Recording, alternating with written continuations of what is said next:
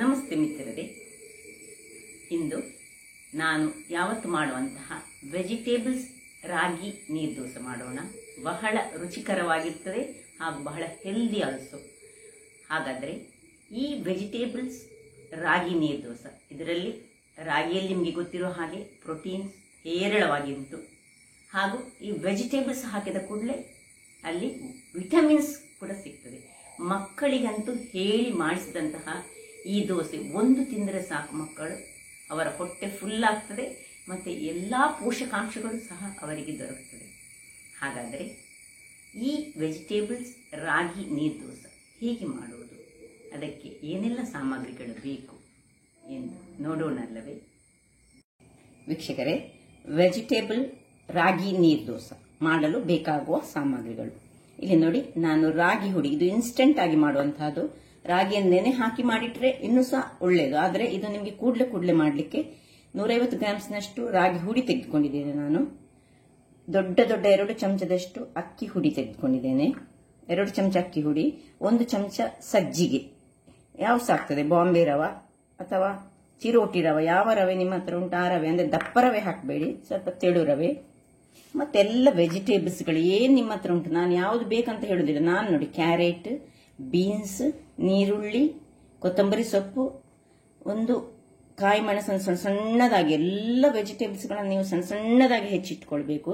ಹಾಗಾದ್ರೆ ಮಾತ್ರ ಇದು ಚೆನ್ನಾಗಿ ಬರ್ತದೆ. ನೋಡಿ ಹೇಗೆ ನಾನು ಇದನ್ನು ಗ್ರೇಟರಲ್ಲಿ ನಾನು ಇದು ಮಾಡಿದ್ದೇನೆ, ಗ್ರೇಟ್ ಮಾಡ್ಕೊಂಡಿದ್ದೇನೆ. ಇದು ಸಣ್ಣದಾಗಿ ಹೆಚ್ಚಿಟ್ಕೊಂಡಿದ್ದೇನೆ. ಮತ್ತೆ ಸ್ವಲ್ಪ 1-2 ಸ್ಪೂನ್ನಷ್ಟು ತೆಂಗಿನ ತುರಿ, ಫ್ರೆಶ್ ತೆಂಗಿನ ತುರಿ. ಇಷ್ಟನ್ನು ನಾವೀಗ ಒಂದು ಬೌಲನ್ನು ತೆಗೆದುಕೊಂಡು ಅದರಲ್ಲಿ ಮೊದಲಿಗೆ ನೋಡಿ ಈ 150 ಗ್ರಾಮ್ಸ್ನಷ್ಟು ರಾಗಿ ಹುಡಿಯನ್ನು ಹಾಕೊಳ್ಳಿ. ಮತ್ತೆ ಅದಕ್ಕೆ ಸ್ವಲ್ಪ ಉಪ್ಪು, ಎಷ್ಟು ಉಪ್ಪು ಬೇಕಾಗ್ತದೆ ಅಷ್ಟು ಉಪ್ಪನ್ನು, ರುಚಿಗೆ ತಕ್ಕಷ್ಟು ಉಪ್ಪು,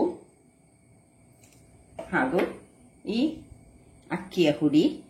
ಇದು ಬೇಗ ಆಗುವಂಥದ್ದು, ಫಟಾಫಟ್ಟಾಗಿ ನಿಮಗೆ ಬೆಳಿಗ್ಗೆ ಏನು ನೀವು ರೆಡಿ ಮಾಡಿರದಿದ್ರೆ ಬೇಗಿನ ಬ್ರೇಕ್ಫಾಸ್ಟ್ ಇದು ಫಟಾಫಟ್ ಆಗ್ತದೆ ಹಾಗೂ ರುಚಿಕರ ಸಹ ಆಗ್ತದೆ. ಇದು 1 ಸ್ಪೂನ್ನಷ್ಟು ಸಜ್ಜಿಗೆ. ಎಲ್ಲವನ್ನು ನಾವು ಹೀಗೆ ಮಿಕ್ಸ್ ಮಾಡಿಕೊಂಡು ಈಗ ಸ್ವಲ್ಪ ನೀರನ್ನು ಹಾಕೊಂಡು ಈ ನೀರು ದೋಸೆ ಹದಕ್ಕೆ ನಾವು ಇದನ್ನು ಕಲಡಿಸಿಕೊಳ್ಬೇಕು. ನೀವು ಕೈಯಲ್ಲಿ ಸಹ ಕಲಡಿಸಿದ್ರೆ ಒಳ್ಳೆ ಚೆನ್ನಾಗಿ ಬರ್ತದೆ. ವೀಕ್ಷಕರೇ ನೋಡಿ, ಈ ಹದಕ್ಕೆ ಬರಬೇಕು ನೋಡಿ. ಈಗ ಇಷ್ಟ ಆಗುವಾಗ ನಾವೇನ್ ಮಾಡ್ತೇವೆ ಹೇಳಿದ್ರೆ, ಇದನ್ನು ಸ್ವಲ್ಪ ಒಂದು 5 ನಿಮಿಷ ಸಾಕು ಮುಚ್ಚಿಟ್ಟುಕೊಂಡು, ಈಗ ಇದಕ್ಕೆ ಬೇಕಿದೆ ಒಂದು ಚಟ್ನಿ, ಸಿಂಪಲ್ ಚಟ್ನಿ. ಇದು ಹೆಚ್ಚಾಗಿ ಮಕ್ಕಳಿಗೆ ಕೊಡ್ಲಿಕ್ಕೆ ತುಂಬಾ ಒಳ್ಳೆಯದು. ನಾನು ನೋಡಿ ಕೊತ್ತಂಬರಿ ಸೊಪ್ಪು ಸ್ವಲ್ಪ ನೋಡಿ ಇದು ದಂಟಿನೊಟ್ಟಿಗೆ ತೆಗೆದುಕೊಂಡಿದ್ದೇನೆ, ದಂಟು ಸಹ ಹಾಕೊಂಡು ನೋಡಿ. ಮತ್ತೆ 2 ಗ್ರೀನ್ ಚಿಲ್ಲಿ, 1 ತುಂಡು ನೀರುಳ್ಳಿ, 1 ತುಂಡು ಶುಂಠಿ. ಈಗ ಈ ಮಳೆಗಾಲಕ್ಕೆ ಶುಂಠಿ ಹಾಕಲೇಬೇಕು. ಮತ್ತೆ 1 ಸಣ್ಣ ತುಂಡು ಹುಳಿ. ಇಷ್ಟನ್ನು ಹಾಕಿ ತೆಂಗಿನ ತುರಿಯನ್ನು ಹಾಕೊಂಡು ಉಪ್ಪನ್ನು ಹಾಕ್ತೇನೆ. ಈಗ ಹಾಕಿ ಸ್ವಲ್ಪವೇ ಸ್ವಲ್ಪ ಉಪ್ಪು, ಎಷ್ಟು ಉಪ್ಪು ಬೇಕು ಅಷ್ಟು ಉಪ್ಪನ್ನು ಹಾಕೊಂಡು, ನೀರು ಸ್ವಲ್ಪ ಬಿಸಿ ತಣ್ಣಗಾದ ನೀರನ್ನು ಹಾಕಿ ನಾನು ಇದನ್ನೀಗ ಗ್ರೈಂಡ್ ಮಾಡಿ ತರ್ತೇನೆ. ಅಷ್ಟೊತ್ತಿಗೆ ನಮ್ಮದು ಇದು ರೆಡಿ ಆಗ್ತದೆ, ನೆನೆದು ರೆಡಿ ಆಗ್ತದೆ. ನೋಡಿ ವೀಕ್ಷಕರೇ, ಚಟ್ನಿ ಸಹ ನೀರು ಚಟ್ನಿ ಸ್ವಲ್ಪ ರೆಡಿ ಮಾಡ್ಕೊಂಡಿದ್ದೇನೆ. ಈ ಹದದಲ್ಲಿ ನಾನು ಮಾಡಿದ 150 ಗ್ರಾಮ್ಸ್ನಲ್ಲಿ 6 ದೋಸೆಗಳಾಗ್ತದೆ ವೀಕ್ಷಕರೇ. 6 ಹೆಚ್ಚು ಹೇಳಿದ್ರೆ 7 ದೋಸೆ ಆಗ್ಬಹುದಷ್ಟೇ. ನೀವು ಹೆಚ್ಚು ಬೇಕಿದ್ರೆ ಹೆಚ್ಚು ಪ್ರಮಾಣದಲ್ಲಿ ಅದನ್ನು ಡಬಲ್ ಮಾಡಿಕೊಂಡು ಮಾಡಬಹುದು. ನೋಡಿ ಈಗ ಇಲ್ಲಿ ನಾನು ಒಂದು ಗ್ಯಾಸ್ ಸ್ಟವ್ ಅನ್ನು ಇಟ್ಕೊಂಡಿದ್ದೇನೆ, ಇದರಲ್ಲಿ ತವಾವನ್ನು ಇಟ್ಕೊಂಡಿದ್ದೇನೆ. ನಾನೇನ್ ಮಾಡ್ತೇನೆ, ಇದಕ್ಕೊಂದು ಸಣ್ಣ ಒಗ್ಗರಣೆ ಈ ತವಾದಲ್ಲೇ ಕೊಟ್ಟು ಬಿಡ್ತೇನೆ. ನೋಡಿ ಸ್ವಲ್ಪ ಎಣ್ಣೆ ಹಾಕ್ತೇನೆ, ಇದಕ್ಕೆ ಸ್ವಲ್ಪ ಸಾಕು, 1 ಚಮಚದಷ್ಟು ಎಣ್ಣೆ ಹಾಗೂ 1/2 ಚಮಚದಷ್ಟು ಸಾಸಿವೆ,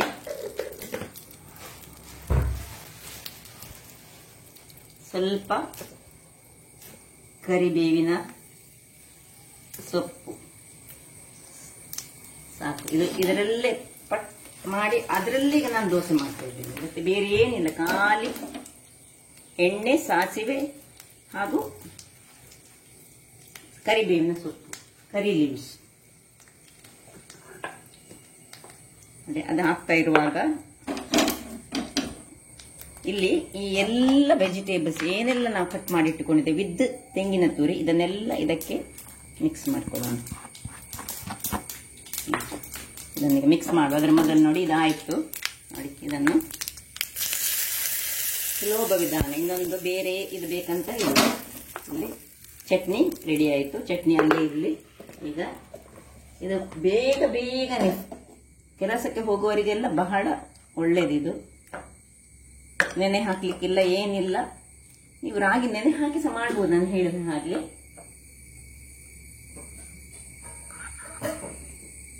ಇಲ್ಲಿ ನೋಡಿ ಇದು ಸ್ವಲ್ಪ ದಪ್ಪ ಕಾಣ್ತಾ ಉಂಟು ನನಗೆ.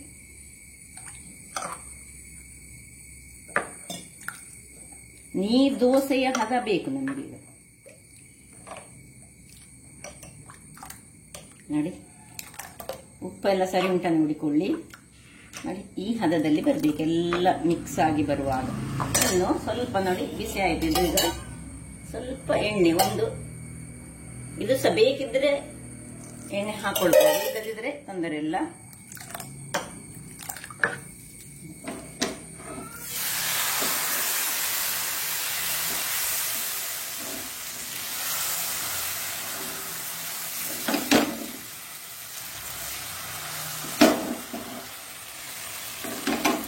ಇಲ್ಲೆಲ್ಲ ಗ್ಯಾಪ್ ಉಂಟು, ಅಲ್ಲಿಗೆ ಸ್ವಲ್ಪ ಎಲ್ಲ ಹಾಕೊಳ್ಳಿ. ಮತ್ತೆ ಒಂದು ಮುಚ್ಚಳವನ್ನು ಮುಚ್ಚಿ ನಾವು ಬೇಯಿಸಿಕೊಳ್ಳೋಣ. ವೀಕ್ಷಕರೇ ಇಲ್ಲಿ ನೋಡಿ ಆಗ್ತಾ ಬಂತು. ನಾನು 5 ನಿಮಿಷ ಸ್ವಲ್ಪ ಸಣ್ಣ ಉರಿಯಲ್ಲಿ ಮೀಡಿಯಂ ಫ್ಲೇಮಲ್ಲಿ ಇಟ್ಕೊಂಡಿದ್ದೀನಿ. ಯಾಕಂದ್ರೆ ಇದರಲ್ಲೆಲ್ಲ ವೆಜಿಟೇಬಲ್ಸ್ ಉಂಟು, ಯಾವುದು ಬಾಯ್ಲ್ ಆಗದ ವೆಜಿಟೇಬಲ್. ಆದ್ರಿಂದಾಗಿ ಇದನ್ನು ಸ್ವಲ್ಪ ಬೇಯಿಸುವುದು ಸರಿಯಾಗಿ ಬೇಯಿಸಿಕೊಳ್ಬೇಕು. ಈಗ ಇದರ ಮೇಲೆ ಸ್ವಲ್ಪ ನಿಮಗೆ ಎಣ್ಣೆಯ ತುಪ್ಪವ ಏನು ಬೇಕು ಅದನ್ನು ಹಾಕೊಳ್ಬೋದು. ಇನ್ನೊಮ್ಮೆ ಇದನ್ನು ಬೇಕಿದ್ರೆ ಅಡಿಮೇಲ್ ಸಹ ಮಾಡಿಕೊಳ್ಬೋದು.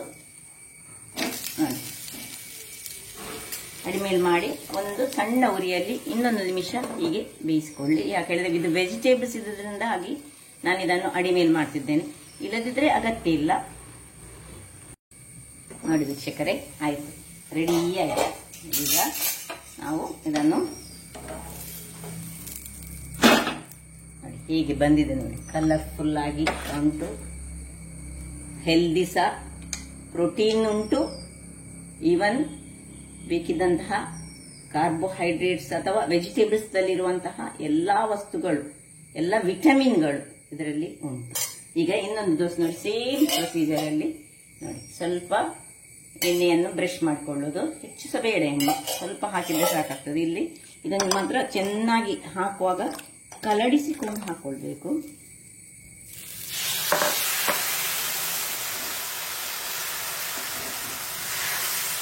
ಇನ್ನೂ ಸಹ ಬೇಕಿದ್ರೆ ತೆಳು ಮಾಡಿಕೊಳ್ಬಹುದು. ಇನ್ನೂ ಸಹ ನೀವು ಬೇಕಿದ್ರೆ ಇದನ್ನು ಕ್ರಿಸ್ಪಿಯಾಗಿ ಸಹ ಹೆಚ್ಚು ಕಾಯಿಸಿಕೊಂಡು ಮಾಡಬಹುದು, ಅದು ಸಹ ಮಾಡಲಿಕ್ಕೆ ಆಗ್ತದೆ. ಮುಚ್ಚಿಕೊಳ್ಳೋಣ. ವೀಕ್ಷಕರೇ ನೋಡಿ, ಇಲ್ಲಿ 2ನೇ ದೋಸೆ ಆಗ್ತಾ ಉಂಟು. ಈಗ ಇದನ್ನು ನಾನು ಬೇಕಿದ್ರೆ ಅಡಿಮೇಲೆ ಮಾಡುವುದಿಲ್ಲ, ಖಾಲಿ ಸೀದಾ ತೆಗೆದುಕೊಳ್ತೇನೆ. ಯಾಕಂದ್ರೆ ಇದನ್ನು ಸ್ವಲ್ಪ ಒಂದು ನಾನು 5 ನಿಮಿಷಗಳ ಕಾಲ ಕಾಯಿಸಿಕೊಂಡಿದ್ದೇನೆ. ನೋಡಿ ಸ್ವಲ್ಪ ಎಣ್ಣೆಯನ್ನು, ಇದು ಬೇಕಿದ್ರೆ ಮಾತ್ರ ನೀವು ಹಾಕೊಳ್ಬಹುದು, ಎಣ್ಣೆ ಅಥವಾ ತುಪ್ಪ. ಸ್ವಲ್ಪ ರಾಗಿ ನಿಮಗೆ ಗೊತ್ತುಂಟು, ಅದು ಸ್ವಲ್ಪ ಡ್ರೈನೆಸ್ ಅನ್ನು ಕೊಡುವಂತಹದ್ದು.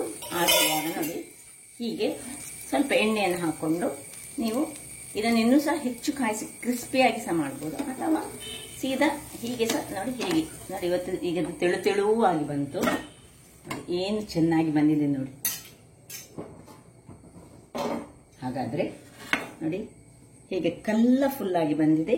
ಈ ಚಟ್ನಿ ಇಲ್ಲದಿದ್ರೆ ನೀವು ಬೆಣ್ಣೆಯೊಟ್ಟಿಗೆ ಇದನ್ನು ತಿನ್ಬಹುದು, ಬೆಣ್ಣೆ ಸಹ ಆಗ್ತದೆ, ಏನೂ ಆಗ್ತದೆ. ಹಾಗಾದ್ರೆ ನೋಡಿದ್ರಲ್ಲ ವೀಕ್ಷಕರೇ, ನನ್ನ ಈ ಕುಕಿಂಗ್ ಚಾನಲ್ ನಿಮಗೆ ಇಷ್ಟ ಆದರೆ ಬೋಳೂರು ಸುವರ್ಣ ಚಾನಲ್ ಅನ್ನು ಲೈಕ್ ಮಾಡಿ, ಶೇರ್ ಮಾಡಿ ಹಾಗೂ ಸಬ್ಸ್ಕ್ರೈಬ್ ಮಾಡಿ, ಹಾಗೂ ನನ್ನ ಇನ್ಸ್ಟಾಗ್ರಾಮ್ ಪೇಜ್ ಅನ್ನು ಫಾಲೋ ಮಾಡಿ. ಧನ್ಯವಾದಗಳು.